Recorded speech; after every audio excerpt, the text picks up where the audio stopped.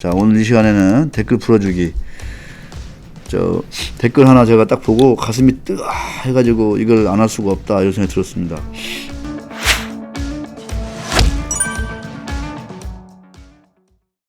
책 읽는 제재형 뭐 이런 분인데 3일 전에 결론적으로 왜 이렇게 시멘트 지주회사는 안 오르는 걸까요?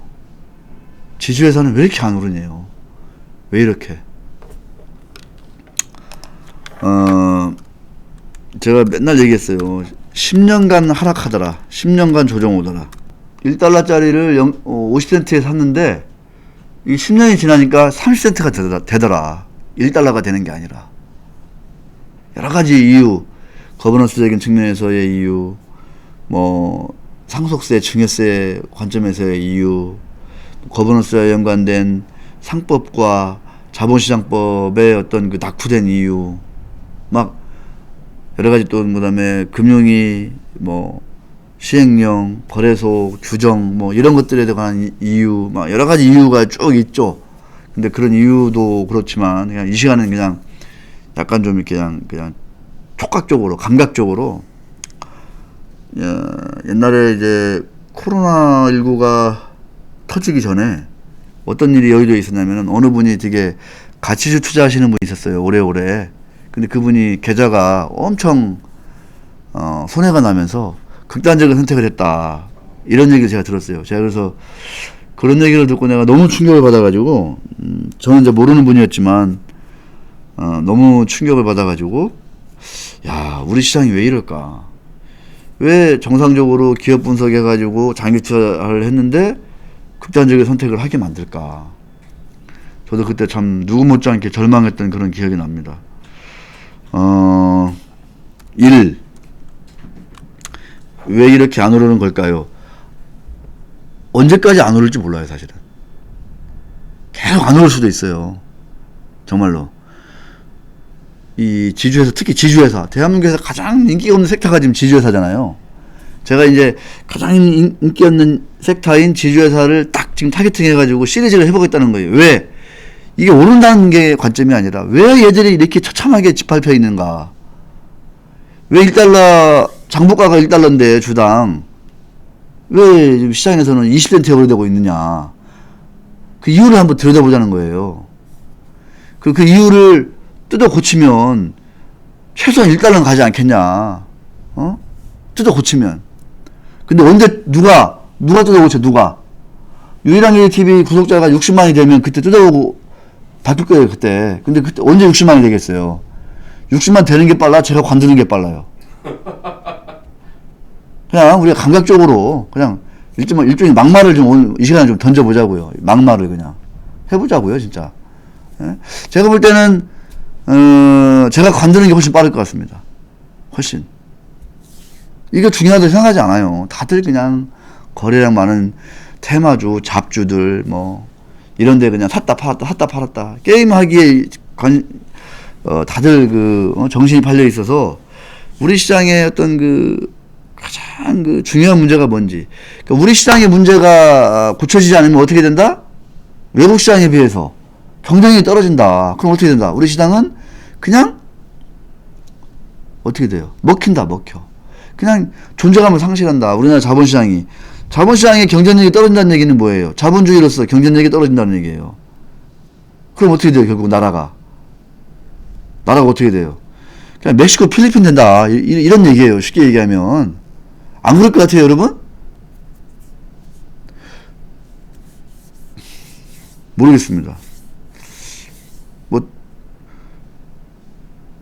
정확한 비유도 아니고 좀 딴 얘기지만 중국 백신 접종률이 지금 몇 프로? 숫자를 못 믿어요. 근데 간혹 나오는 접종률 지금 40% 넘는다는 얘기가 있어요, 지금. 중국이. 한국 지금 아까 이종구 부장이 벌써 보유 생산 백신이 10억이라고 하니까. 예? 물론 이제 우리는 그러겠지. 야, 숫자를 어떻게 믿어 말이겠죠. 예? 우리 지금 접종률 몇 프로예요, 지금? 예?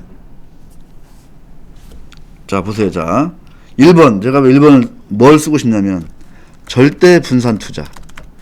대한민국에서 지난번에 이제 우리가 심혜섭 변호사님이랑 얘기도 했지만 이렇게 그 법과 제도가 낙후되어 있는, 그러니까 법과 제도가 지배주주 중심으로 아주 고착화되어 있는 이런 자본시장을 가지고 있는 사회에서는 절대 지배주주가 틀어지고 있는 지주회사, 그 다음에 모기업, 지배주주가 많은, 절대적으로 많은 상장사, 절대 분산 투자하셔라. 안 그러면 어떻게 된다? 큰일 난다, 큰일 난다. 화병 나서 제명에 못 산다. 제명에 못 죽는다, 제명에 못 산다야. 제명에 못 죽는다, 이런 얘기죠. 예, 단명할 수 있다는 얘기예요. 절대 분산 투자하셔라. 그래서 약간 좀 끼가 있는 그런 좀 저평가된 가치주도 좀 포트폴리오에 좀 넣고, 아주 극단적인 홀딩스도 뭐 몇 종목 넣고, 그 다음에 좀 사이클이 괜찮은 그런 대형주도 좀 몇 개 넣고, 이렇게 분산 투자하셔라. 그리고 가치주 투자, 나는 M&A 가격 대비 뭐 한 2분의 1 가격, 3분의 1 가격이 형성되어 있는 절대 저평가된 이런 내재가치 대비 저평가된 주식에 올인할래? 좋아요. 올인하는 거 좋아요. 대신 종목수를 늘려라. 무조건. 절대 분산 투자. 그래서 절대 저평가 종목을 투자하려면 최소한 종목 몇 개? 최소 10개.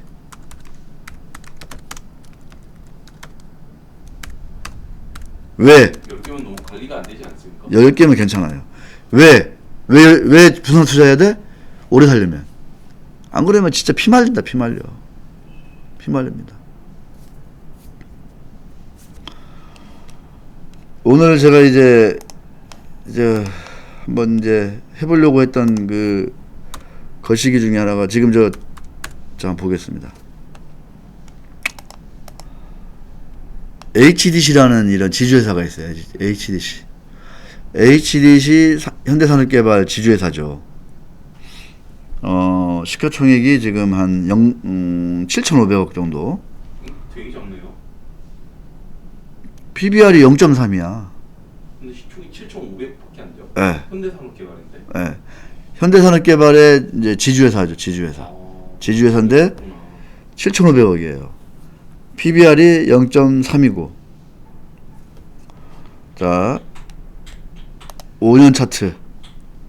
여러분, 이게 5년 차트예요. 5년 차트. 화면 나와요? 네. 네. 이게 분할된지 얼마인지 모르겠다. 이게 이제 10년 차트인데 한번 보겠습니다. 이게 10년 차트예요. 5년 차트가 좀 적나라하네. 한 4만 원 가다가 지금 뭐 한 12,000원 하고 있습니다. 물론 이제 그동안에 여기 이제 아시아나 인수하려다가 중간에 하면서 뭐 계약금 지금 아마 떼일 가능성이 높죠. 뭐 그런 얘기도 있고. 그 다음에 얼마 전에 현대산업개발 광주에서 붕괴 사고 하나 있었죠. 그래서 버스. 제가 그때 현대산업개발을 팔았습니다. 현대산업개발 가지고 있었구나. 네. 공개 난 날 팔았습니다. 근데 참 안타까운 큰 사고가 났는데, 이게 이제 중대재해법이 이제 가속화된 그런 직접적인 계기가 됐고, 근데 이제 이 사업만으로 보면 있잖아요, 여러분. 이 현대산업개발은 일단 해외 건설이 없고, 여러분 아시겠죠? 해외 건설이 없고, 그 다음에 해외 건설이 없고, 그 다음에 워낙 또 여기저기 부동산이 많아, 부동산이. 근데 그 부동산을 그냥 단순히 시공만 하는 게 아니라, 현대산업개발의 장점이 뭐야? 리치. 이 부동산을 리치를 만들어가지고 개발을 하는 거예요, 이게. 그래가지고 수익성을 극대화한다는 얘기예요.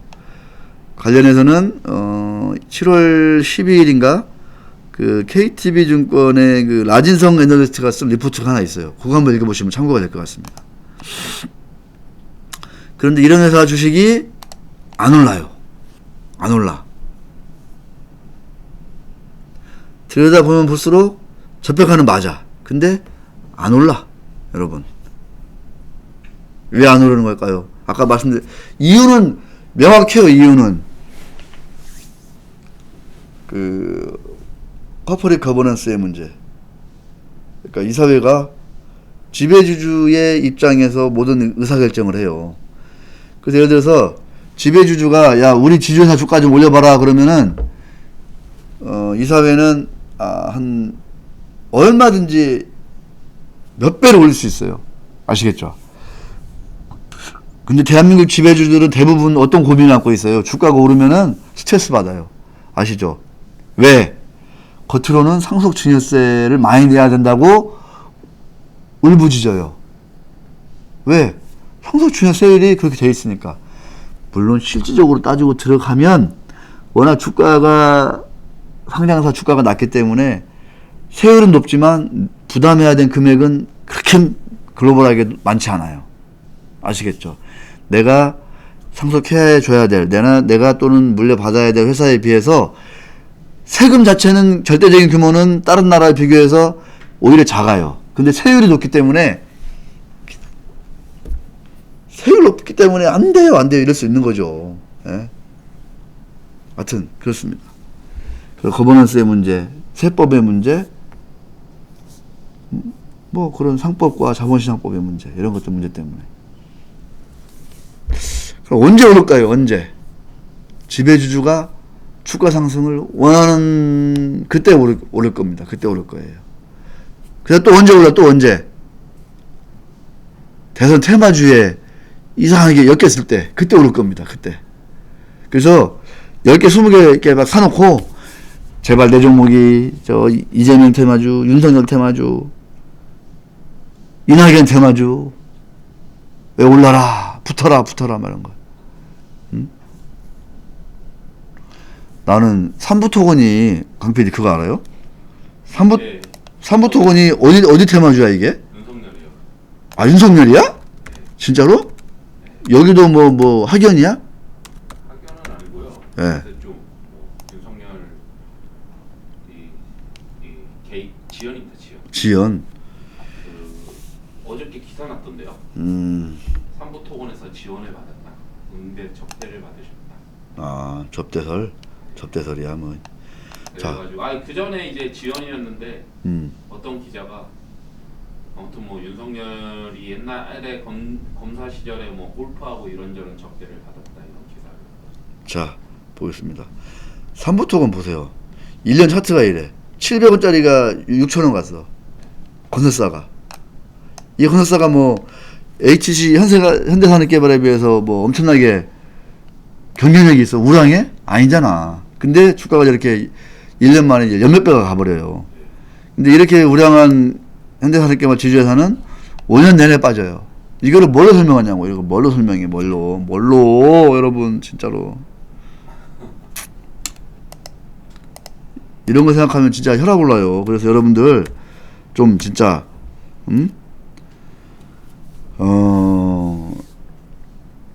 다음 대선 때 정말 이런 문제, 우리 시장의 어떤 구조적인 문제를 진단하고 그 처방을 내릴 수 있는 이런 아주 인물을 일꾼을 뽑으셔야 된다. 안 그러면은 정말 답이 없다. 이런 얘기입니다. 신기한 나라인 것 같아요. 정치 테마주 연구. 그만큼 참 이 시장 자체가 우스꽝스러운 거죠. 우스꽝스러워요. 정말 우스꽝스러워요. 네, 저희도 우스개로 얘기했지만 자, 조 바이든 조씨 이러고. 조 바이든이 무슨 풍양조씨인가 하만조씨인가 하만조씨인가 뭐 이런 얘기 있었는데 이제 요즘 제가 이제 유량연재 TV를 쭉 하면서 뭐 대기업, 중견기업, 중소기업, 이게 가치주들 또는 테마주들 막 버블 주식들 막 보다 보면은 진짜 참 우리나라 참 작은 시장인데 어떻게 보면 글로벌하게 놓고 보면 전 세계 2%밖에 안 되는 시장인데 이 2%밖에 안 되는 시장이 참 너무 시끄럽고 너무 정말 이 비합리적이고 비상식적인 일들이 너무 많다. 이런 게 막 저절로 느껴지는 거예요. 그래서 요일항경제TV도 계속 할 거면 글로벌한 어떤 시장을 소재로, 상대로, 주제로 어떤 그런 이야기를 또는 컨텐츠를 이어가는 게 맞지. 언제까지 그 2%도 안 되는 이렇게 작은 시장인데, 들여다보면은 참 한숨만 나오고, 들여다보면은 참 기도 안 차고, 들여다보면, 야, 정말 이거 정말, 가슴이 답답한, 들여다보면 막 머리가 묵직한, 들여다보면 막 뒷골이 뒷골이 뭐라 그래, 이게 결리는, 이런 시장에서 그것만 바라보고 있을까 싶은 거예요, 정말로.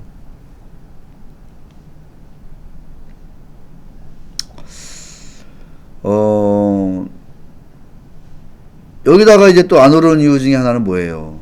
그러니까 인기와 테마, 숫자를 외면하는 우리 대한민국 투자 문화죠, 투자 문화. 그러니까 수급에 이렇게 관심이 많을 수밖에 없어요. 그날 수급에. 네. 그럼 차트 네. 모양새가 어떻고, 이게 헤드앤숄더냐 아니면 뭐 상승 오파로 가느냐, 맨 이런 얘기 이제. 솔직히 이거 차트에 열광하는 개미들이 너무 많을 거예요. 저희 아버지도 저한테 종목 얘기 이렇게 장기 종목 이렇게 해가지고 제가 가끔 얘기해주면은 아버지가 차트로 이게 무슨 이평선이 5일선이 어쩌고 하면서 저한테 막 얘기를 하죠. 아빠 그런 거보다 이제 성장성을 봐야죠. 그랬더니 이걸 봐야 중요하다고 이러시면서 이 차트는 사실 다 후행 지표인데 이거 선행 지표인 것처럼 이렇게 믿고 있으니까 이게 좀 안타깝더라고요. 진짜요. 하여튼 그런 생각이 많이 들고요. 나중에 이제 또 이제 HDC 하면은 이제 그 면세 사업을 또 크게 벌렸잖아. 근데 이제 그게 이제 또 코로나 때문에 조금 이제 사업이 잘 안 되니까 약간 그런 것들이 좀 악재로 작용한 측면도 있는데, 어쨌거나 이런 그 우량한 숫자가 좋은 이런 주식들이 언제 이렇게 빛을 볼 날이 있을까, 이런저런 생각이 드는 거죠. 참 우리 시멘트 지주회사 지난번에 했던 그 한일홀딩스 또는 아세아 홀딩스, 이런 회사들이 왜 안 오르는 걸까요? 얘기를 하다가 제가 여기까지 왔는데, 언제 오를까, 강 PD? 안 오를까? 평생? 오르긴 할 것 같아요. 오를까요? 좀 이제 법이 좀 제정되고. 그러니까 대한민국에 장기 투자한다는 가치주식 펀드들이 이런 홀딩스 주식을 몽땅 샀어. 가지고 다 10% 이상 두고 있었거든요. 근데 10년 동안 계속 빠졌잖아.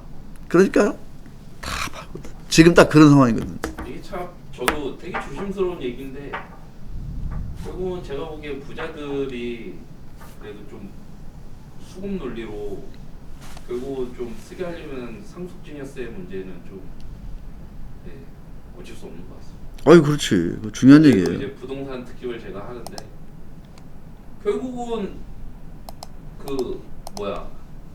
부자들이 안 파는 이유가 부동산도 상속증여세 때문에 안 판다는 얘기예요. 우리나라 너무 상속세 세니까는. 문제는 그 사람들이 다주택자들이 팔아야 되는데 그런 것 때문에 이제 아무튼 부자들이 안 파니까 결국은 또 쟁여놓고 계속 들고 간다. 이게 또 맞다 안 맞다는 그렇지만 좀 어찌됐든 부동산은 그런 측면이 있죠. 부동산도 그렇고 주식이 주가만 봐도. 근데 이제 주식은 물론 이제 상속증여세가 높은 것도 있고, 그 닭이 먼저냐 계란이 먼저냐 이런 것도 있는데, 증여세가 높다고 그래가지고 주가를 눌러버리거든요. 그렇죠.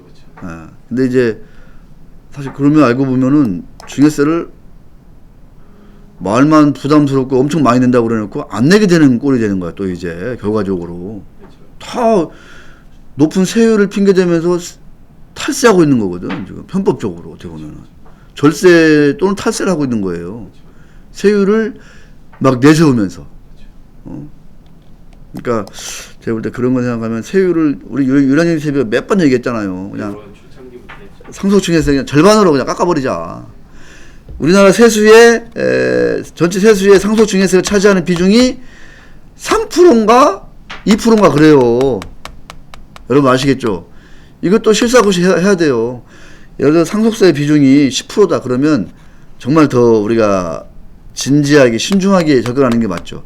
근데 세수 중에 상속세 비중이 2%밖에 3%밖에 안 되는데 그거 조금 깎아주다 그러면 난리 나거든요. 부자들을 니는 부자들 편이냐 막 이러면 난리 나요.